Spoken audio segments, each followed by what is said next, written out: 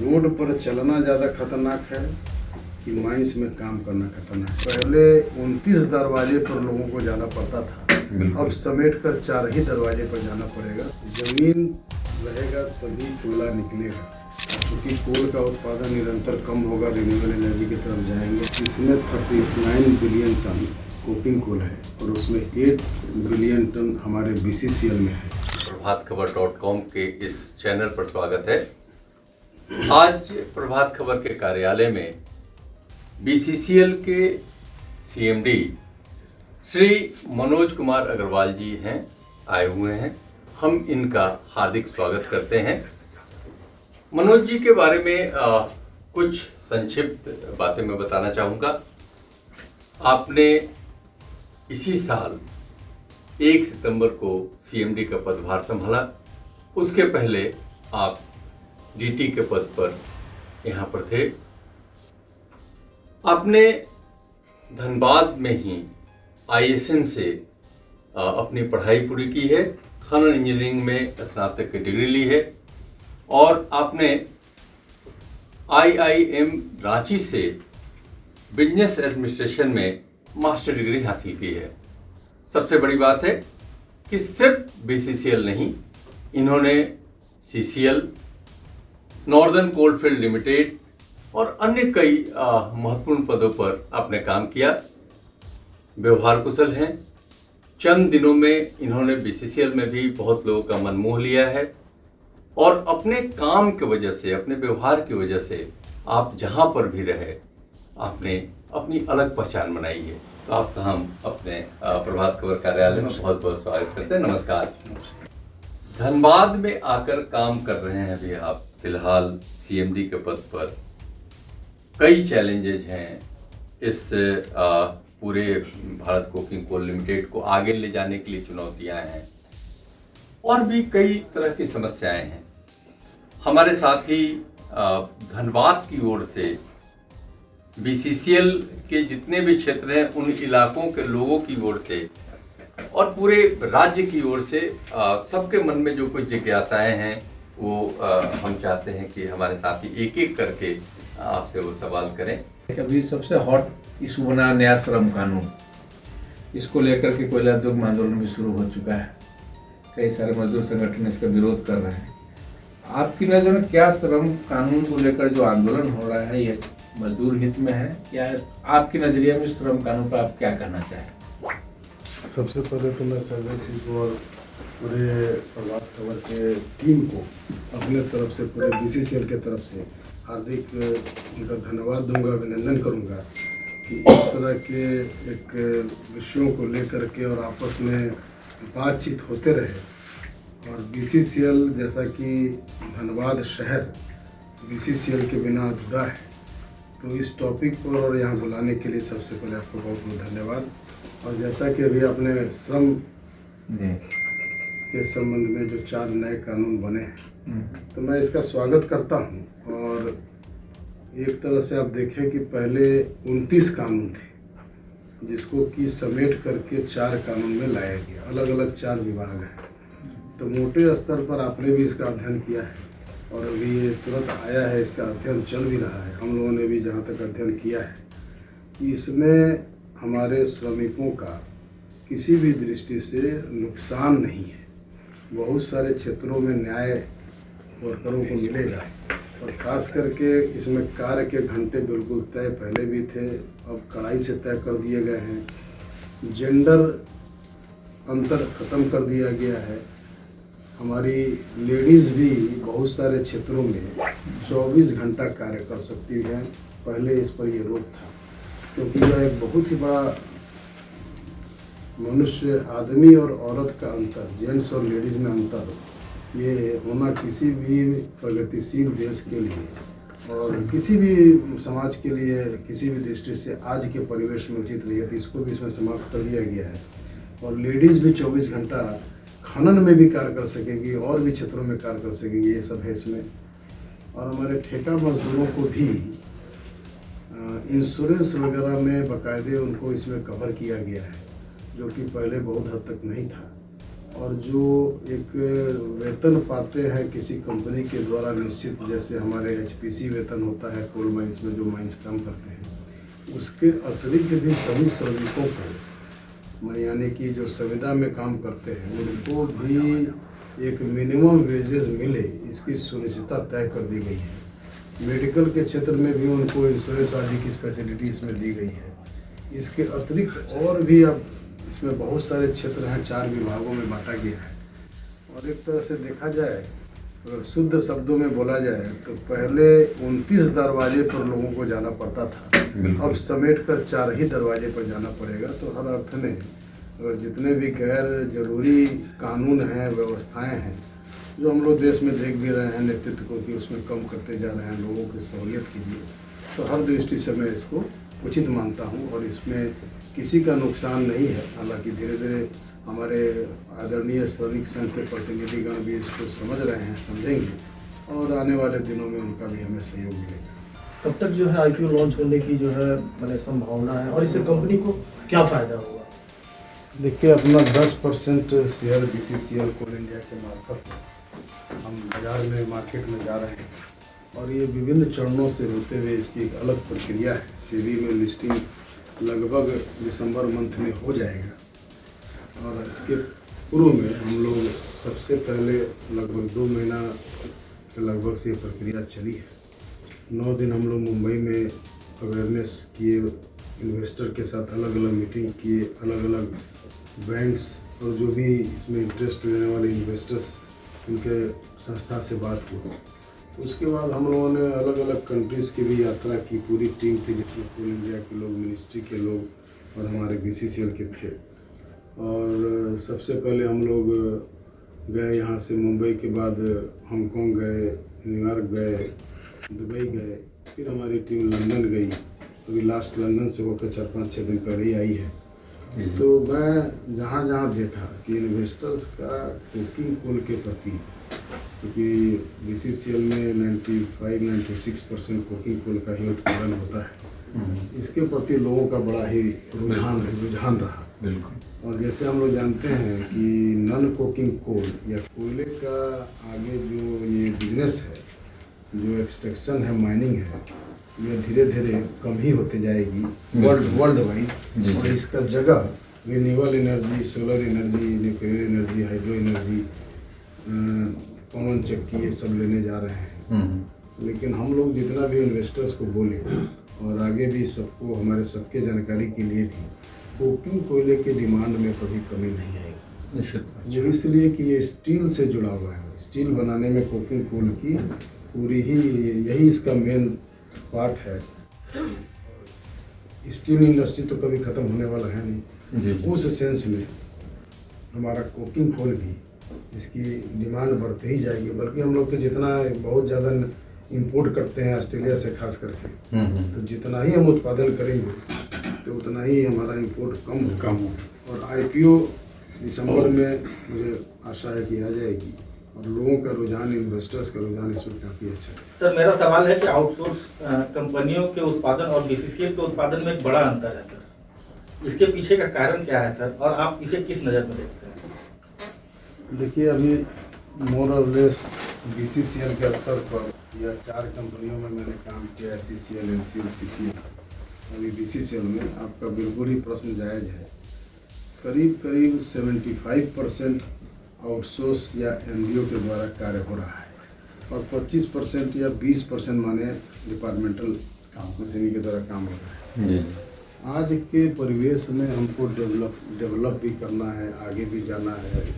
2047 तक हमें developed country की श्रेणी भी, जो हमारे देश की नेतृत्व की एक चैलेंज है हमारे सामने, उसको करना भी है। तो अगर हमको कैपेसिटी और वॉल्यूम बढ़ाना है तो आउटसोर्सिंग के तरफ जाना ही होगा। बिल्कुल। और देश की, चूँकि हम उस आर्थिक व्यवस्था में नहीं है कि अभी हम लोग कुछ भी अगर डेवलप्ड कंट्री में आते हैं ना, डेवलपिंग कंट्री में आते हैं, डेवलप्ड कंट्री में जाना है जी, तो उसमें जाने के लिए बहुत सारे माइंस में जो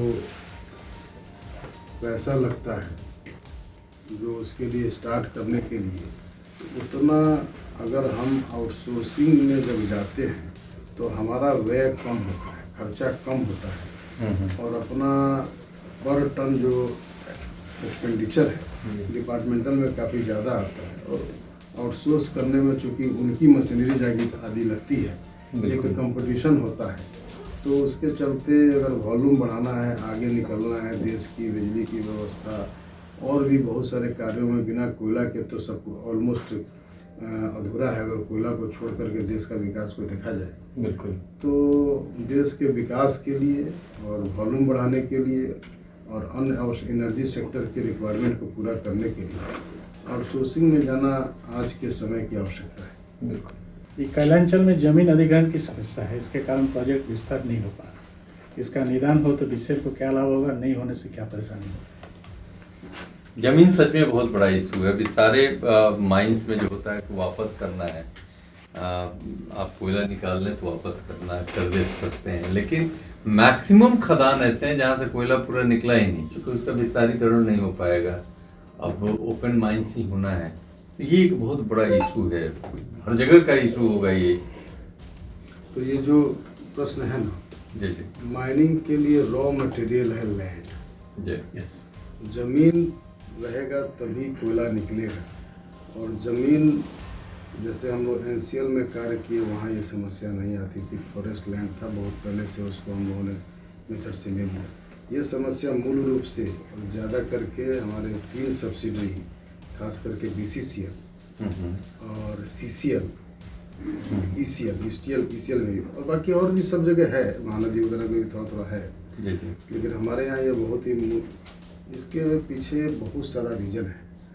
कुछ हमारा पुराना सर्वे, आरएस सर्वे बोलते हैं, सीएस सर्वे बोलते हैं, और ये ज़मीन का जो एक हाथ से दूसरे हाथ में हमको जो मिलती है वो राज्य सरकार के द्वारा मिलती है, उस पर पूरा अधिकार राज्य सरकार का होता है। लेकिन लगातार मॉनिटरिंग करते रहने से, फॉलोअप करते रहने से और उनका सही मुआवजा ईमानदारी से हम अपने लोगों को देते रहें तो हमें ज़मीन मिलता रहेगा। इसमें समस्या है, इसमें बराबर लगा रहना पड़ेगा, इसके लिए हमारा अलग एक डिपार्टमेंट भी है।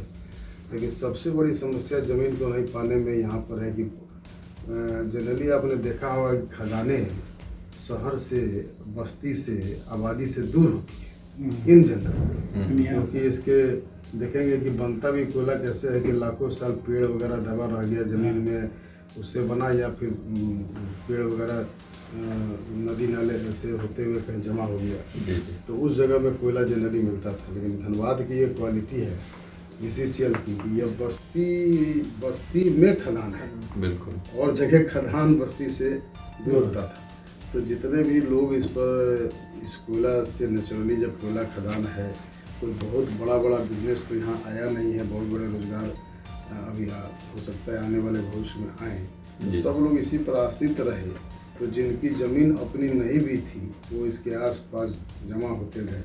अब उनको हम शब्द अच्छा इंक्रोचर वाला तो लगता नहीं है बोलने में, लेकिन वो इस पर आश्रित किसी न किसी रूप से, उनको भी सही जगह पर इस नए रिवाइज झरिया प्लान में है, तो तभी ये हमारे लिए बीसीसीएल के लिए कठिन समस्या है।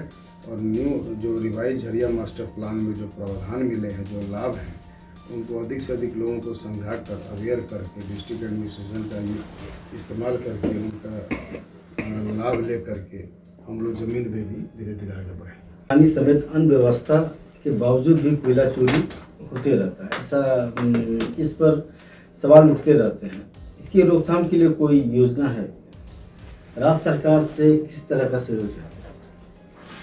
देखिए, यह विषय जैसे कि बहुत ही आज भी उतना ही सार्थक है और 50 साल पहले भी यह विषय था, और आने वाले, मुझे लगता है कि जल्द ही इसकी समाप्ति, जैसे नक्सल की समाप्ति ऑलमोस्ट देश से हो चुकी है, तो मुझे लगता है कि बहुत जल्दी 1-2 वर्षों में इसकी भी समाप्ति होने का समय आ गया है। ड्रोन से निगरानी हो, या हमारा ICCC हो, या और भी हमारे CISF के जैसे हमारे माइंस में रहते हैं, उनके गर्दन में एक छोटे से लटका रहता है, कैमरा रहता है, उससे भी बिना उसको अगले को मालूम चले, उसमें भी उसके फोटोग्राफ्स और सारी संवाद, उसकी बातचीत आ जाती है। आज के टेक्नोलॉजी एडवांसमेंट के समय में बहुत सारी ऐसी व्यवस्थाएं हैं जिससे कि इसको रोका जा सकता है।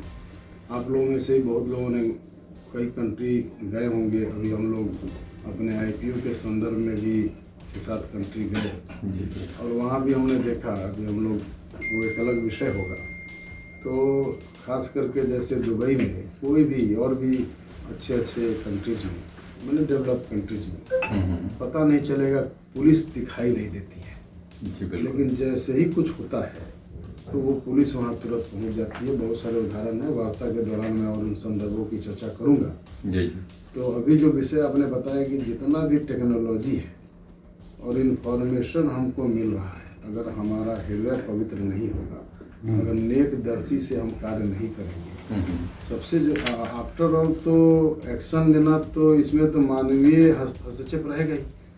अगर मान लिया आपको इन्फॉर्मेशन मिल रहा है, वो कितना इन्फॉर्मेशन मिल रहा है, जैसे कि अभी हमारा NRSC के थ्रू भी नेशनल रिमोट सेंसिंग सेंटर बने हैं, जो कि झरिया फायर क्षेत्र है जो 27 उसमें है, उसका अवलोकन करता है और हर त्रैमासिक, पहले साल भर में रिपोर्ट देता था, फिर 6 महीना भी 3 महीना में देना है। तो वो भी ऊपर से सैटेलाइट से सब इसका कैप्चर करता था। तो उनसे भी हम लोगों ने रिक्वेस्ट किया है कि वार्ता चल रही है, तो उसका पता है उसका कितने दूरी तक का ले सकता है। तो अभी जैसे प्रथम चरण में अभी उन्होंने अपनी असमर्थता जाहिर की है कि रैट होल्स जो होता है, मुझे लगता है कि आपका विशेष रूप से सवाल इलीगल माइनिंग के तरफ जी जी बिल्कुल बिल्कुल। तो ये इलीगल माइनिंग मैं तो जब से आया हूँ हर क्षेत्र में, यहाँ तक कि बड़ौदा में भी दुर्गा पूजा के अवसर पर या जहाँ तहाँ मैंने इस पर अपनी कड़ी हस्तक्षेप किया है और अपने विचार से लोगों को अवगत कराया है। और आज भी आपके प्रभात खबर के माध्यम से बोलना चाहूँगा, यह एक ऐसा कोड है जिसके वजह से कुछ लोग तो लाभ पा रहे हैं, लेकिन इसमें श्रमिकों का शोषण हो रहा है। हम लोग करीब 35 साल के अनुभव में देखा, CCL में भी, झारखंड में 15-12-13 साल में रहा। आप सभी देखते हैं, हम लोग भी देखते हैं, सारी दुनिया देखती है, प्रशासन भी देख रहा है कि रोड में लोग कोयला बोरी में लेकर के, मोटरसाइकिल में लेकर के जाते आते, जी जी यह आम रूप से देखने में मिल जाएगा। बिल्कुल। यह लघु स्तर की चोरी है। जो इसमें भी जो आदमी काम कर रहा है, हम उस दृष्टि से भी अगर उसको देखें, वो बड़ा परिश्रम कर रहा है, हालांकि वो चोरी है। लेकिन वो जिस तरह से साइकिल पर चढ़ाई उतराई करके, दूरी तय करके, पता नहीं कहाँ ले जा करके जमा करता है, तो यह भी चोरी है। इस तरह के चोरी को तो जागरूकता और उनको समझा बुझा करके बहुत हद तक हम लोग दूर कर सकते हैं। लेकिन जो बृहद चोरी है, जो आप अपने सवाल आपका शायद उसी को इंगित कर रहा है, मैं समझ रहा हूँ, तो उसको रोकने के लिए हमें बड़ा ही अवेयरनेस की ज़रूरत है, साक्षरता की ज़रूरत है। सर मेरा सवाल है कि कार्बन डाइऑक्साइड नियंत्रण के लिए वैश्विक स्तर पर सर पहल चल रही है, और आप बता भी रहे हैं सर कि BCCL जो कोकिंग कोल का उत्पादन करती है सर, तो उसके अलावा थोड़ा और भी किसी क्षेत्र में BCCL आने वाले समय पहल करेगी या फिर इसी सेक्टर में सिर्फ सर? बहुत ही उत्तम और जायज़ अपने प्रश्न का ये बात हम लोग अपने इन्वेस्टर को बता रहे हैं। चूँकि कोल का उत्पादन निरंतर कम होगा, रिन्यूएबल एनर्जी की तरफ जाएंगे, हालांकि कोकिंग कोल में वैसा नहीं है। हम लोग 2-3 क्षेत्र में डाइवर्सिफाई कर रहे हैं अपने इंडस्ट्री को। जैसे कि सोलर प्लांट भी आपने देखा होगा, दुर्गा में 20 मेगावाट का हम लोग ने सोलर प्लांट लगाया, रूफ टॉप जहाँ जहाँ मिल रहा है वहाँ लगाया, और बहुत जल्दी हम लोग 50 मेगावाट का और दुग्धा में सेकेंड भोजली में ऑलरेडी कार्य चल रहा है। तो सोलर प्लांट लगाने के क्षेत्र में भी हम लोग आगे बढ़ रहे हैं। इसके अतिरिक्त एक और न्यू सेक्टर है जो कि BCCL ही उसका स्टार्टअप है, CBM coal bed methane. Already मोनीडी में एक प्रोजेक्ट चल रहा है, प्रभा इंजीनियरिंग एक कार्य मिला है और एक्सप्लोरेशन का काम लगभग कर लिया है और 5 होल मार चुका है। अब वेल होल मार रहा है, कुआं, और वो बहुत सारे। और अच्छी बात ये है कि अगर 4 क्यूबिक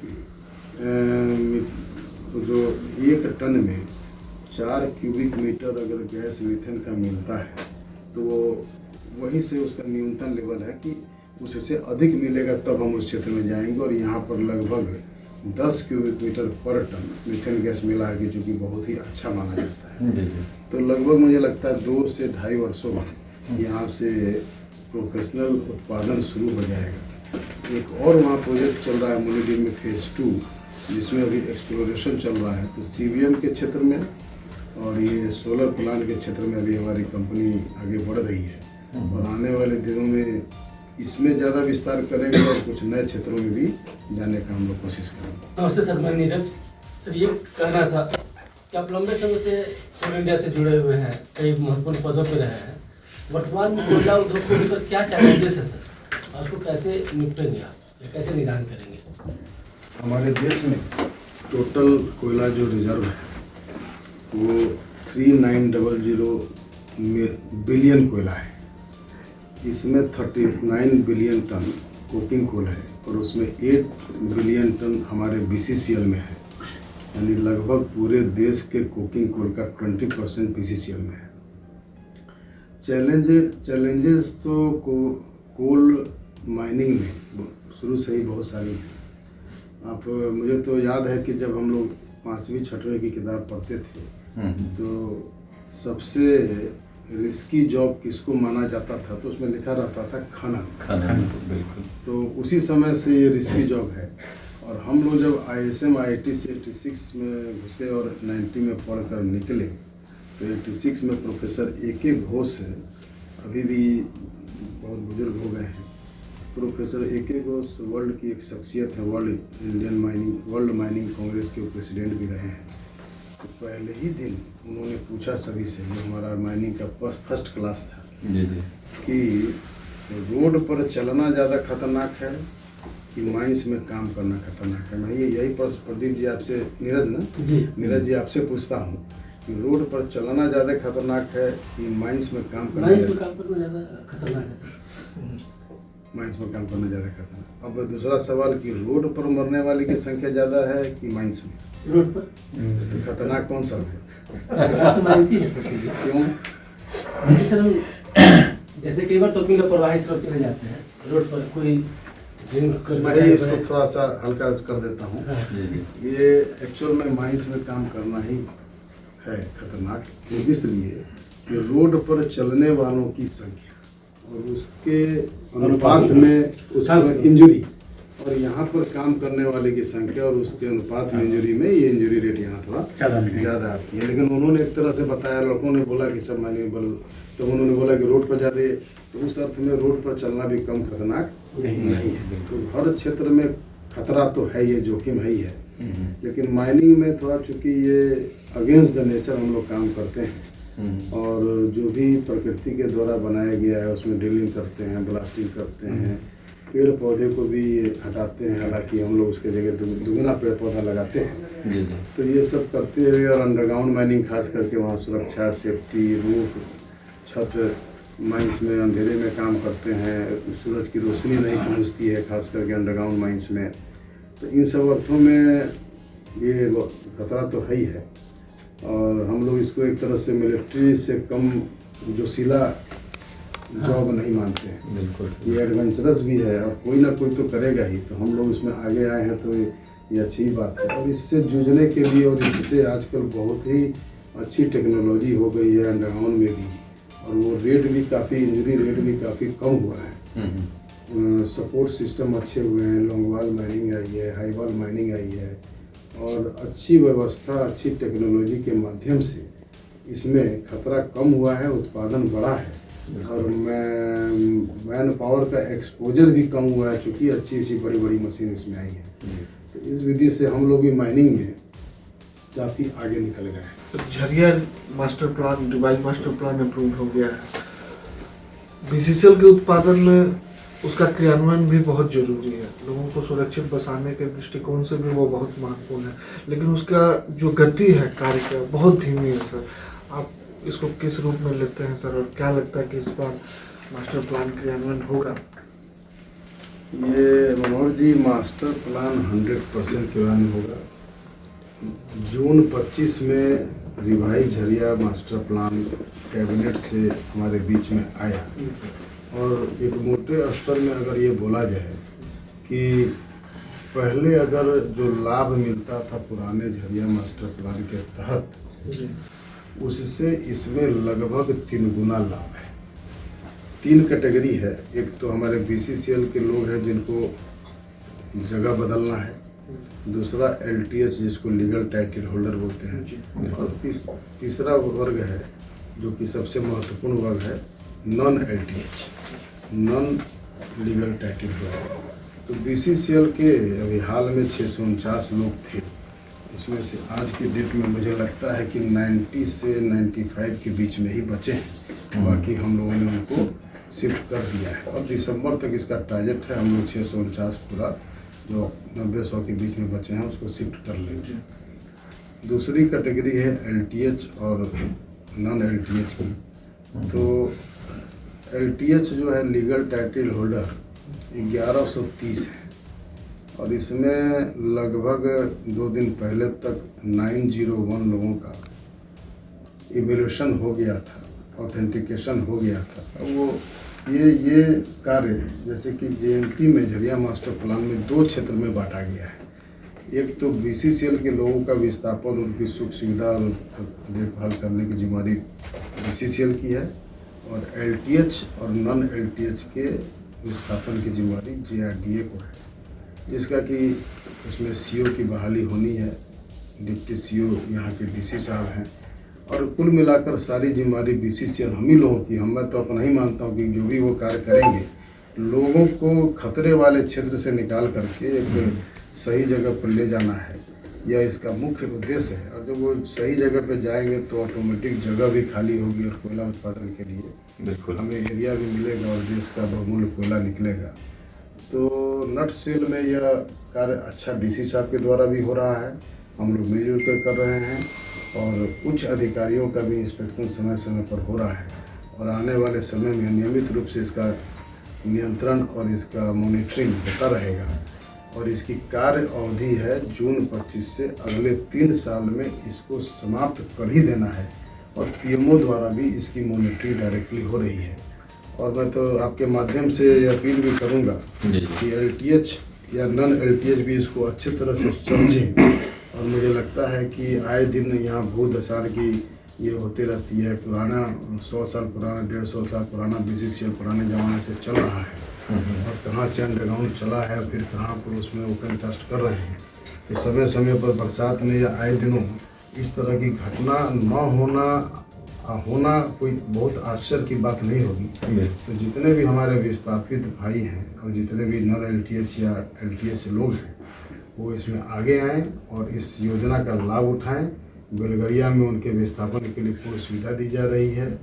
हम BCCL और स्टेट एडमिनिस्ट्रेशन मिल करके बहुत अच्छा कार्य कर रहे हैं और उनके लाभ के लिए हर वो चीज़ सोची जा रही है। एक बहुत ही अच्छे सिटी के रूप में बेलगरिया को बनाने के 2 दिन पहले भी बात हुई है, और आपके माध्यम से पुनः अपील करूँगा कि आप भी अपने प्रकाशन में और विज्ञापन में और अपने लेखनी से उन लोगों को प्रोत्साहित करें और ये सफल होगा। मेरा सवाल है, आने वाले समय में BCCL से कोई लंचल वासियों को कोई बड़ी सौगात देने की योजना है क्या? अगर है तो क्या साझा करना चाहेंगे? ये बड़ा ही ये ऐसा प्रश्न है जिसका कि जवाब देने में अच्छा भी लगेगा और नहीं देने में खराब भी लगेगा। देखिए, मैं तो 1986-90 से यहाँ मैंने पढ़ के निकला, और मेरे लिए एक ऐसा क्षण है, ये ऐसा समय है, एक ऐसा काल है कि बड़े बिरले को ही प्राप्त होता होगा। बिल्कुल कि जहाँ से पढ़ कर निकले वहीं लगभग अंतिम चरण में, तो एक तरह से अंतिम, हालांकि अंतिम कुछ नहीं होता है, अंतिम कुछ नहीं, लेकिन 2 साल की नौकरी दिसंबर बीतने के बाद मेरी बचेगी, और इस समय मैं वहीं पर आया जहाँ से पढ़कर निकला था। जी।